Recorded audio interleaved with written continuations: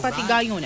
Ang unang nga adlaw sa distribusyon isang libre nga school supplies sa Antonio L. Jaime Elementary School kadungan sang pagbukas sang klase sang Hunyo 8. Suno kay Bacolod City Mayor Greg Gasataya, ang mga school supplies ang napadala na sa tagsa ka mga eskwelahan sa syudad sa Bacolod. Kaginalauman nga matapos ini panagtag makaligad ang pila ka adlaw sa mga elementary kag high school students. Suno kay Gasataya, samtang nga ginapanagtag ang school supplies, nakabaton ini nga mayara sang late enrollees gani maga-coordinate ang city government sa tagsa ka school principal kag sila na mga instruct sa mga teachers nga kuhaon ang additional number sa mga late enrollees.